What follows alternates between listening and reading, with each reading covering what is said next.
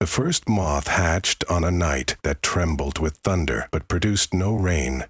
Clara dozed in the chair beside the window, lulled by the monotonous tick of a mantel clock and the hush of a neighborhood already surrendered to sleep.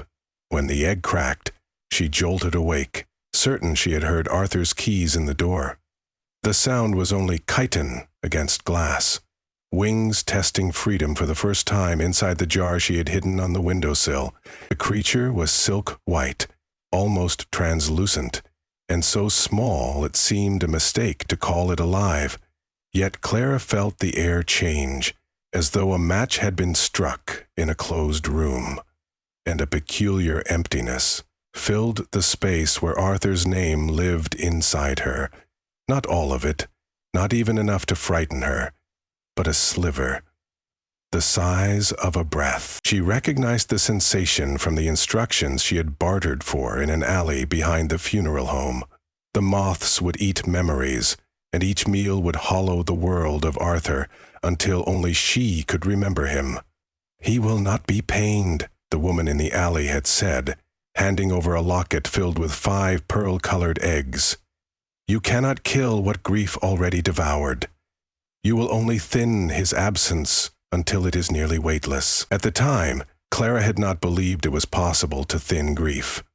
After the accident, her husband's absence seemed a stone inserted into her blood. But when the first moth crawled onto her finger, she saw the stone might be whittled, grain by grain. Her heart quivered with shame and relief. The jar remained open overnight. By morning, the second egg had hatched. Both moths drifted lazily around the bedroom, grazing the air like cows in an evening pasture. Clara watched them with the wary tenderness a new parent reserves for infants, worried they will die, worried they will live unpredictably. She noted their size, no larger than half a thumbnail, then set about preparing for church, the habit she kept even now that Arthur could no longer share a pew with her. At Our Lady of Sorrows, the congregation always asked after her, "How are you holding up, dear? Such a tragedy, dear. Time heals all wounds." Clara accepted condolences the way a shoreline accepts waves endlessly, with no sign of change. But that Sunday something shifted. When Mrs. Fitzroy clasped her hands and said, "Poor Arthur," a frown pinched the older woman's forehead. "Arthur? What was his middle name? It's on the tip of my tongue." Clara supplied it. "James." "Yes, of course," Mrs. Fitzroy replied. But her relief felt forced. Like someone who can recite a fact yet cannot picture its relevance, Clara watched confusion scud across the woman's eyes. The moths had tasted their first shared meal. That evening, Clara opened the jar again. She stroked the remaining eggs with a feather-light touch, coaxing them to life. Soon 3, then 4 moths fluttered among the curtains. They never strayed far. She had learned each would stay close to its keeper, drawn by the gravity of memory. It comforted her the way a campfire does a traveler, proof she was not entirely alone in the wilderness of bereavement. Days unfolded. Moths multiplied, maturing enough to leave faint dust lines on furniture and quilting. Clara found a delicate trail beside Arthur's wardrobe, as though a child had dragged a chalk-coated string across the floor.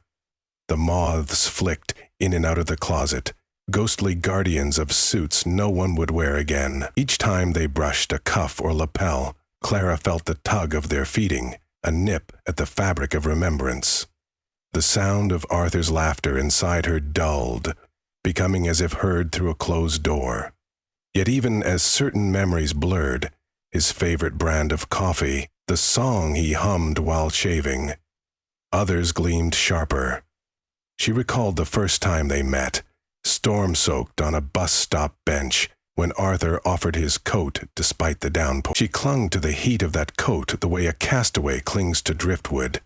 The moths could not breach what she guarded with intention. That, too, the woman in the alley had explained. They cannot steal what you lock behind iron will. In town, the erosion accelerated. Clara passed the bakery where Arthur once bought almond croissants every Saturday. Mrs. Dubois, the baker, greeted her, but made no mention of the pastries Arthur had loved. When Clara asked whether she still stocked them, the woman shrugged. Never carried almond, dear, only blueberry. Clara's chest constricted. She almost corrected her, then let the moment crumble. A funeral prayer in reverse. By the third week, she noticed the absence of condolence cards in her mailbox. Neighbors who had formerly offered casseroles now waved with vague politeness, unaware of any special reason to pity her. At the grocery, a friend from the book club approached. "Clara, you look tired. Everything all right?" The friend's eyes reflected no knowledge of a recent burial, only generic concern. Clara nearly wept from the strangeness of being carried back toward normalcy by an unseen tide. At home, moths coated the ceiling like pale petals caught in an updraft. She whispered to them, as one might to canaries, praising their work, but she also felt terror blossoming. For what was left of Arthur to the wider world, a man no longer mourned risked never having existed. She traced his face in a photograph stolen from the bedroom wall, one of the few artifacts she had not packed away. If the moths ever learned to eat images as well, would even she forget? She returned to the alley to find the woman, hoping for answers. Instead, she discovered only trash bins and the smell of stale beer. A thought flashed. Perhaps the woman had never been there. Merely a trick of despair. Clara wrapped her cardigan tighter and hurried home.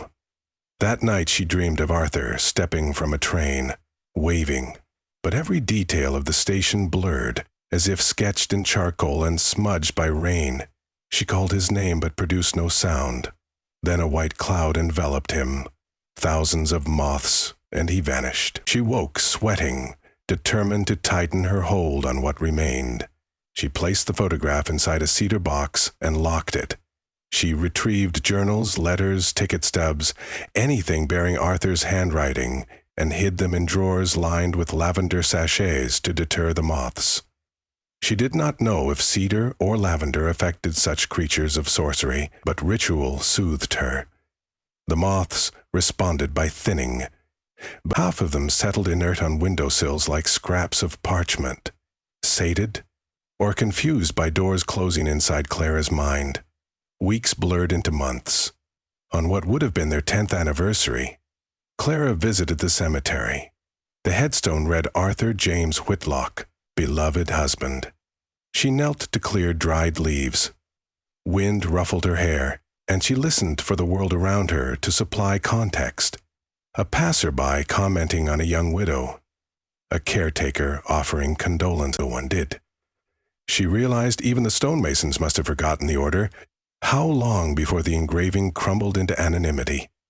She traced the letters with her fingers, afraid the indentations might soften under her touch. The moths, always nearby, gathered on the stone, quivering. Clara slapped them away, a sudden anger cracking through her sorrow. "Not here," she hissed. But when she lifted her palm, a fine powder moth dust coated the name's edges. As though erasure had begun, she fled the cemetery. At home, she crammed towels into door frames, taped seams of windows, lit candles of pungent smoke to confuse the insects. She searched online for pest solutions, but every remedy assumed moths ate cloth. None addressed the appetite for memory. She considered killing them outright, but fear pricked her. If the moths died while holding fragments of Arthur, would those fragments perish with them forever, leaving her with loss absolute? So she compromised. She captured half the swarm in mason jars, punched air holes and placed them in the freezer. The cold would slow, perhaps suspend them. She would think later about permanency. The rest she released into the attic, limiting their access to her mind by sleeping downstairs with heavy blankets over her head like a fort. Life narrowed. She stopped attending church to avoid the confusion of others. Bills, groceries, and obligations drifted into autopilot. One afternoon, she discovered Arthur's wristwatch on the bathroom counter, a gold piece she had locked in the cedar box. The latch of the box remained shut. She opened it, the photograph and letters still present, but the watch, gone from its velvet pillow. How had it teleported? Or had she, in a sleepless haze, removed it? When she lifted the watch, something deep inside clicked, the memory of winding it each night before Arthur slept. The memory felt crisp, unscratched by moths. Maybe certain objects anchored recollection beyond the insect's reach. She strapped the watch to her wrist, cinching the buckle to the fourth hole. The moths in the attic fluttered as though responding to a distant bell. Understanding dawned. They were tethered not only to her, but to any locus where Arthur's essence lingered. Remove the anchors, and the moths might starve. Leave them, and the moths would continue their slow gluttony. She peered up through the ceiling, sensing them swirl like ice crystals in a snow globe. She imagined them banging soft wings against the rafters, seeking the watch. A resolve, at once fierce and tender, took root. She remembered the woman's claim. You will thin his absence until it is nearly weightless. But Clara no longer wanted lightness if it required surrendering Arthur's truth. Better to carry a boulder than grasp nothing. She marched to the attic door. The space reeked of dust and insulation. Beams of sunlight stabbed through vents, catching suspended wings in shafts of gold. Moths cascaded around her. She opened her fists, palms up, daring them to feed. "I remember him," she said loudly, the words echoing against roof tiles. "And I will remember." She tapped the watch crystal. The ticks thumped like the pulse of a trapped bird. Wings brushed her cheeks. Electric, ephemeral images flickered. Arthur lighting sparklers in July. Arthur losing at chess and claiming he'd thrown the game. Arthur's shoulders drooping the day her father died. She winced at the vulnerability of these memories, each exposed to the moth's proboscises. Yet, after each brush, the recollection snapped back, tethered by her will. Perhaps she was stronger now that she knew the rules. She descended, with the attic swarm following, an undulating ribbon. She opened jars in the freezer and released those moths as well. They floated, sluggish from cold, then warmed into vigor. 50, perhaps 60, filled the living room in a blizzard of white. She stood at the center. "Listen," she addressed them. "I have a new bargain." Moths do not understand speech, but sorcery, she suspected, was less about words and more about intent. Do not eat him entirely. Leave enough for the world to recall he existed. The wings calmed. They assembled on the walls, forming a living wallpaper. An idea struck. Maybe the moths ate only what she permitted. They required her subconscious permission, the way a hypnotist needs the willing assent of the subject. Had her desire to escape grief been the real feast? That night Clara penned letters to everyone who had known Arthur. Short notes. "Remember when Arthur fixed your fence. It took him hours in the rain." She mailed photographs, ticket stubs, pressed flowers from their wedding. She reintroduced him into the narrative of others, like reseeding a burnt field. Some recipients might be puzzled, but memory, she now realized, was not static. It could regrow. Days later, responses trickled in. A former colleague wrote, "I'd forgotten he loved chili with extra cumin." A niece recalled piggyback rides. Each time someone else reawakened a memory. Clara felt the moths stir, uncertain. They tried to sip the new recollections through the walls, but miles separated them from distant minds. The moths had limits. She ordered prints of Arthur's photographs and pinned them across her living room. Friends visited, lured by curiosity. "Oh, right, Clara's husband," one muttered, puzzled she had never spoken of him lately. She told stories, inviting laughter, tears. The moths descended, but she forbade them silently. Not from them, they shied away. One evening she hosted a supper in Arthur's honor. Candles flickered, chairs crowding the table. 10 guests ate chili with extra cumin, Arthur's favorite playlist humming in the background.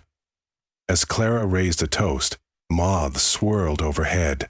Some tried to settle on guests' hair, but she clapped sharply and they retreated. Laughter filled the room, and for a moment she felt Arthur's presence so strongly behind her that she dared not turn, afraid she would see him. After the party, She carried a candle to the basement. The moths followed like penitents. She opened the furnace door and watched blue flame gutter. She took a breath. I am ready to let some of you go. One by one, she coaxed moths onto the tip of a wooden spoon and eased them into fire. They vanished soundlessly, bodies consumed by heat, their dust spiraling, then gone. For each, she whispered the memory she was willing to surrender. The scent of their first apartment's moldy carpet, an argument about curtains, a forgettable movie night, fragmentary griefs she no longer needed. She did not kill them all, only enough to thin the swarm to a dozen stalwart survivors. These, she accepted, would remain, guardians of sorrow and love, too precious to evaporate. They roosted above her bed, a pale constellation. Winter arrived. Snow muffled the world, and Clara found stillness. She walked to the cemetery again. The stone remained, crisp. She knelt and traced Arthur's name. The lettering felt deeper, as if chiseled recently. Perhaps memory strengthens stone as much as time weathers it. She placed a moth on the granite. It rested, wings folded. She addressed it softly. Stay, but do not feed. Watch over him. The moth lifted, drifting to perch on the W of Whitlock, as though agreeing. She stepped back, satisfied. In her chest, the grief boulder remained, yet she balanced it with unexpected poise. She thought of the woman in the alley, wondering if the bargain had always included the power to renegotiate. On New Year's Eve, Clara stood at the threshold of her house, door wide to falling snow. Inside, photographs lined the hallway. Outside, black sky shimmered with fireworks from distant revelers. A moth fluttered onto her shoulder. Its wings tickled her neck. She felt no fear. Without turning, she addressed it. We'll keep him safe, you and I. The moth stayed while she watched the sky explode in color. Every burst reminded her of sparklers Arthur had twirled that first July. The memory glowed, untouchable. She whispered his name, tasting each syllable. In the hush after a firework pop, she heard it echo back, carried by wind, unforgotten. And because grief had room for beauty, she smiled, closing the door gently behind her, taking both the living and the half-remembered into the warmth of the house.